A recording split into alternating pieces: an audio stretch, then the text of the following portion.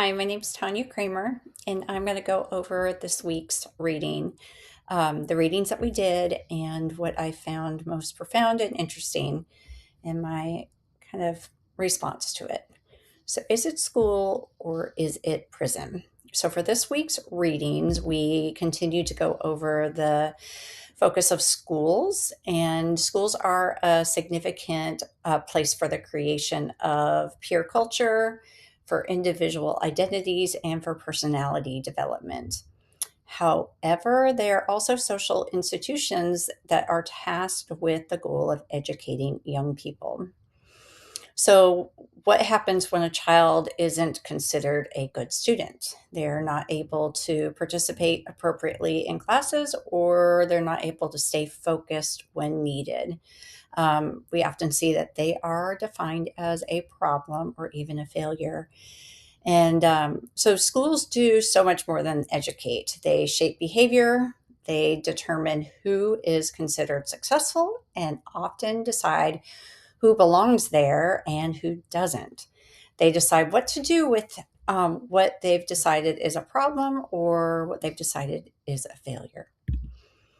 So in Dr. Sean Drake's Academic Apartheid, he illustrates the ways that students are punished and stigmatized for not fitting in, not fitting into a mold, for struggling, and how they are not supported by, in his book, sending them to an environment that's set up much like a prison, more than like a school.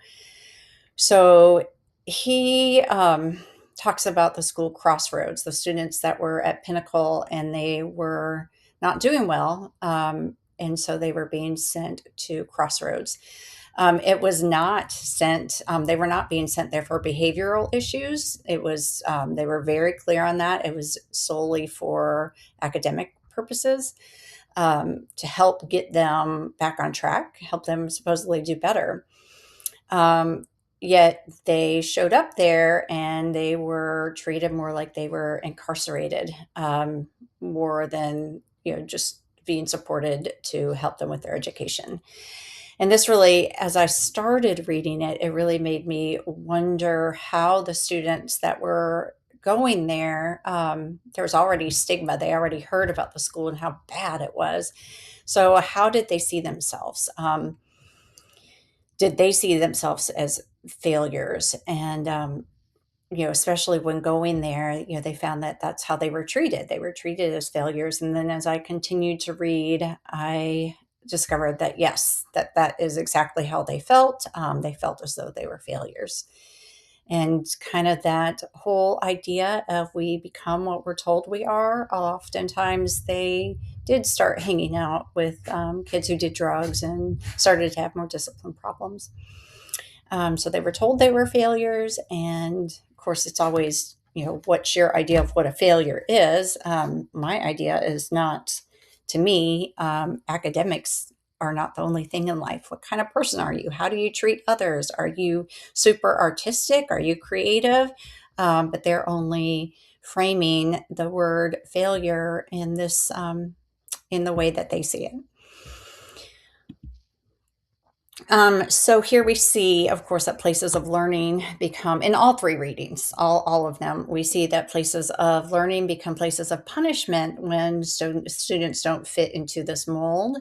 Students that are struggling academically, they're acting out, they are not meeting certain expectations. And we see that the response often is more to get rid of them, to exclude them instead of support them, and obviously to punish them. So when we see police, we often think that there is guilt, that we're doing something wrong, that we're being punished. And in the case, especially of Crossroads or in the other things that we read, that we see that instead of looking to support students who might be experiencing a challenge, we see that it leads to just the police presence and surveillance. And they don't look at what is causing the behaviors. I mean, it could be so many different things. Of course, living in poverty, um, experiencing trauma. There may be some mental health issues going on, whether they're temporary or more of a diagnosed condition. There might be learning disabilities and unstable home environments that can all lead to issues that require support. That's what we're supposed to be doing. We're supposed to be supporting them. So, what if we took the money that's being spent on the police and the surveillance, and what if we instead hired more guidance counselors? What if we found programs that helped bring families in?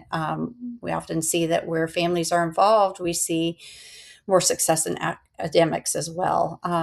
But that would require meeting them where they're at. We have families in situations of poverty that are working more than one job, single family households, multi-generational homes. It really needs to be something where we find programs that meet them where they're at, maybe going to places of employment, offering incentives to join the PTA. There has to be more to help these students succeed.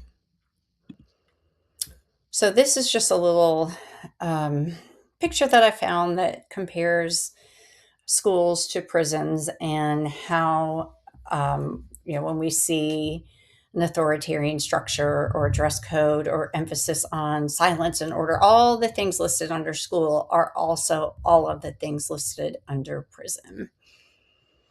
That's not a situation that fosters creativity or enjoyment in learning. We need to be able to foster interest and make it a situation for students where they want to learn and where they feel welcome. And that's not what we're doing.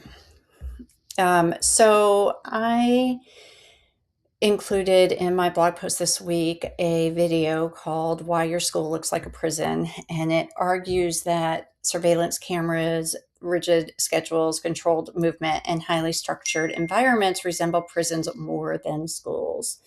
So this raises the question, what are our schools prioritizing? Are they prioritizing students who just sit still and listen and do what they're told, compliance, or do we prioritize supporting them?